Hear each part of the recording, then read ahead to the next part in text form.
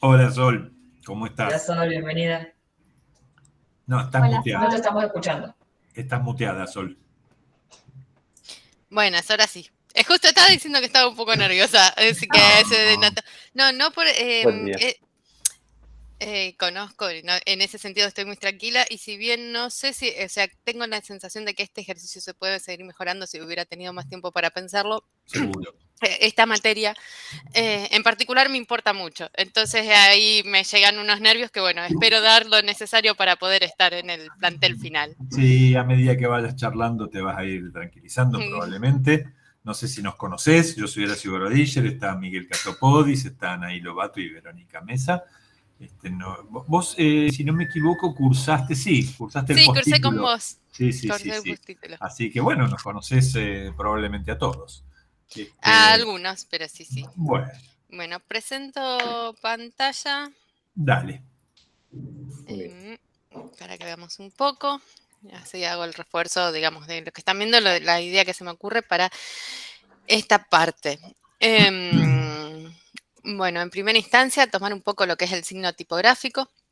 A mí me parece importante empezar explicando qué era un tipo, porque de ahí devienen muchas cosas que después vamos a estar utilizando cuando hacemos las construcciones, especialmente tomando el cuerpo, que en general y en forma intuitiva se toma el cuerpo como la forma de la letra y nada más, y en realidad el cuerpo tipográfico tiene, digamos, toda la demasía que hace al ojo, digamos, perdón, no al ojo, sino al elemento en total.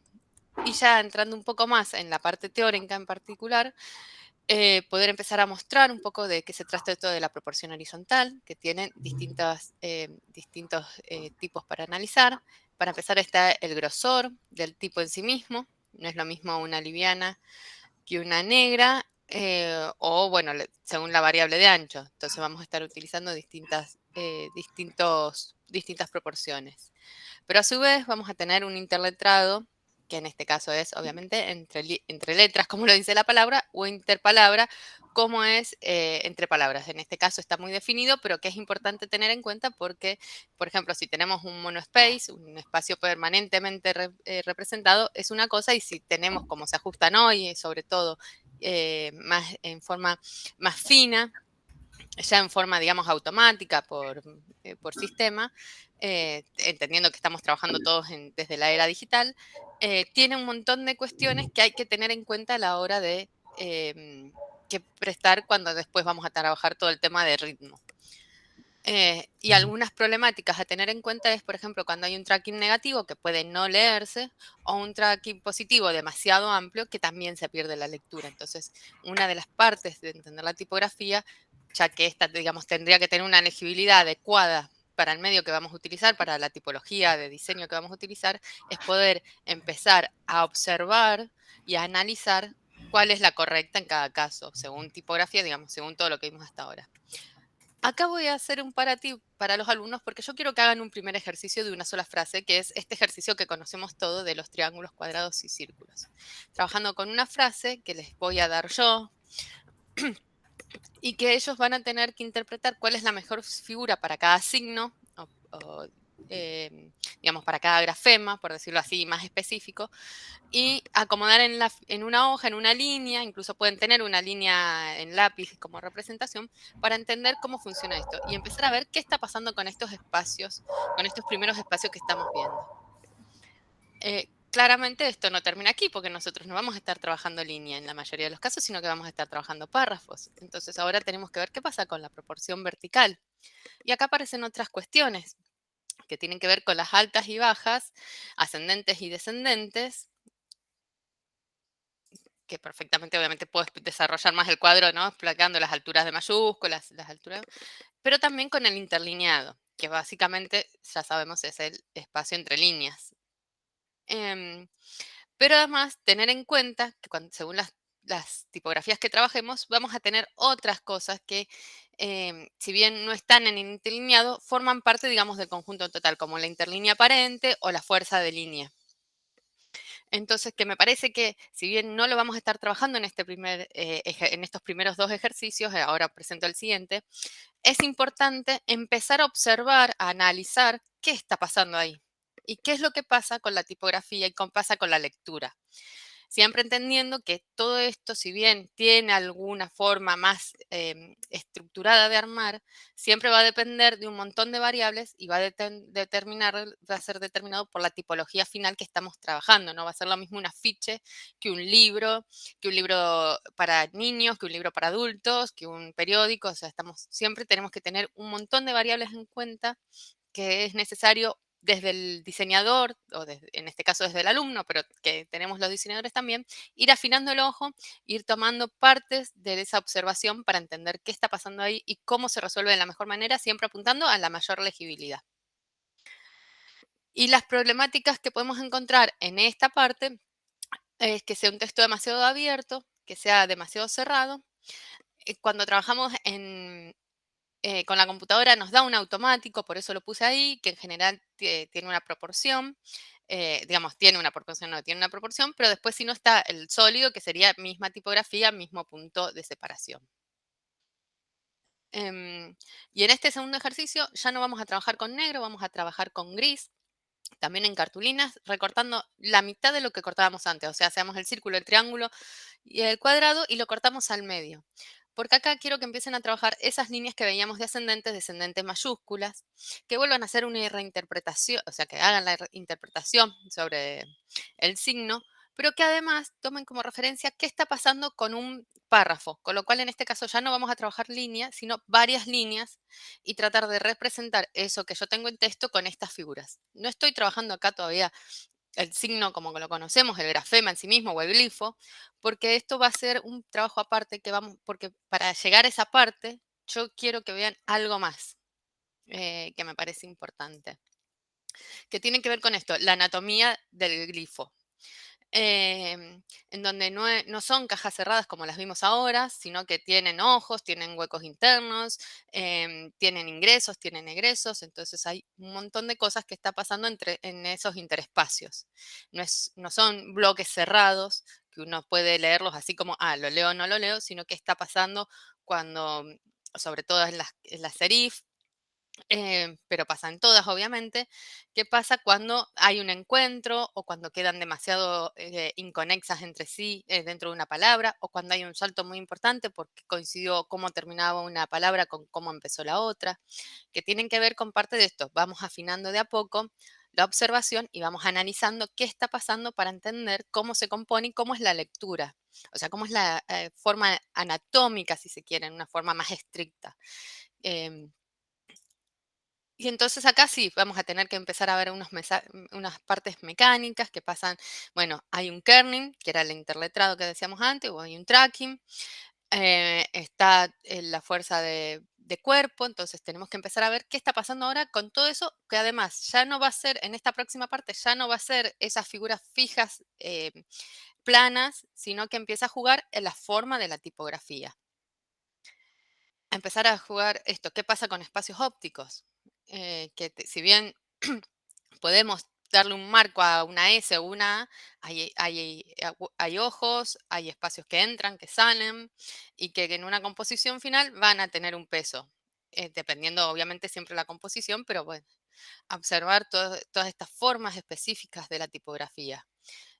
Porque aparte después se supone, por lo que vi, vamos a trabajar familias tipográficas y es muy, muy, muy mucho, diría mi hijo, muy mucho importante empezar a trabajar el ojo para afinarlo, para entender que estas pequeñas diferencias, que a veces son sutiles y que si uno no lo entrenó, se pierden y son esenciales a la hora de hacer un reconocimiento de por qué pertenecen a una familia y otra no. Y por qué funcionan como un sistema. Porque si no podríamos poner cualquiera similar con cualquiera similar y estarían funcionando igual. Y eso no sucede. Entonces, poder entrenar y ir ingresando a este análisis nos permite, cuando tengamos que trabajar cosas más arduas y más específicas y en la vida laboral, una vez que estén recibidos, sin problema, una legibilidad correcta. Y en este caso, el tercer ejercicio, que para mí podría tener más, se trata de una composición, en realidad son dos composiciones porque son dos textos, pero crear una composición en el 4 a una tinta. La tipografía va a ser dada por el docente. Y yo, en primera instancia, las primeras que pensé fueron Bodoni, la Una, la Minion y la New Roman. En la primera vamos a trabajar un recorrido largo, quiero decir que no tiene, que podría ser de margen a margen, uno justificado, o podría ser alineado a la izquierda, pero que no es necesario que sea así. Pero en el otro es una poesía y hay que respetar la métrica de la poesía. Y para poder trabajar esto sin que el ojo influya, sin que la lectura influya, porque en este primer momento estamos haciendo análisis de la figura, lo que pensé es hacer textos en otro idioma. En el primer caso es la Declaración de los Derechos Humanos en indonés y en el segundo caso es una poesía en alemán, Monach, cualquier alemán me va a odiar, pero este, es un poema en alemán que incluso tiene diéresis en lugares donde no solemos utilizar, pero que me parece lo más interesante poder estar trabajando la gráfica, o sea, la morfología de la tipografía, sin que se prenda el ojo de esa letra, de esa palabra que reconocemos. En realidad más de esa palabra, porque tomé específicamente estos idiomas por ser ideogramas o grafemas que reconocemos, pero que el ojo no se nos pregne a la palabra y nos permita trabajar libremente o ampliamente más allá de ella. Me interesa que esté bien la composición como tipografía y a partir de eso poder trabajar el resto. Después sí podría ser, si bien no lo ingreso, sí podría ser un trabajo en donde se podría trabajar ya en castellano.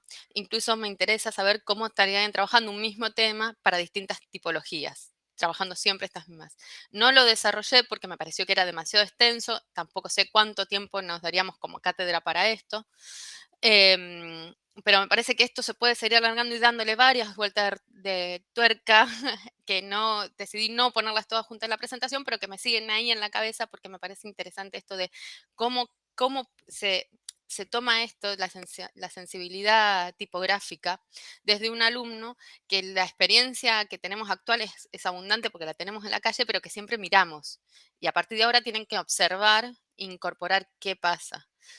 Em, bueno, y esa es la presentación. En la ansiedad creo que la hice rapidísimo.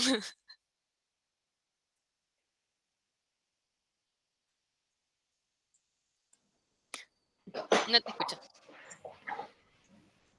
No te escucho, Horacio. Estás muteado, Ah. Horacio. Siempre te pasa, ¿eh? Yo digo, Ahora sí. yo me voy a acordar de apretar el botón y después me olvido. No, digo que sí fue muy rápido, pero no, bueno, es que no hay una unidad de medida. Sí, es hasta 20 minutos tenías. Si a vos te alcanzan, por decir cualquier cosa, 7 minutos para explicarlo todo, no hay ningún problema. En este caso vos tomaste, no sé, creo que sí, 13 minutos, 12 minutos. Ah. Está bien, lo había ensayado para 15, así que no estoy tan mal. Está bien. Bueno, si querés dejar de compartir pantalla, Sí, perdón. dale y así charlamos, nos vemos las caras un poco más grandes. Bueno, no sé si mis compañeros tienen alguna pregunta que hacerte, Sol. Hola Sol, ¿cómo estás? Yo quisiera preguntarte acerca de la articulación dentro de una cátedra, del rol docente, digamos, como jefe de trabajos prácticos.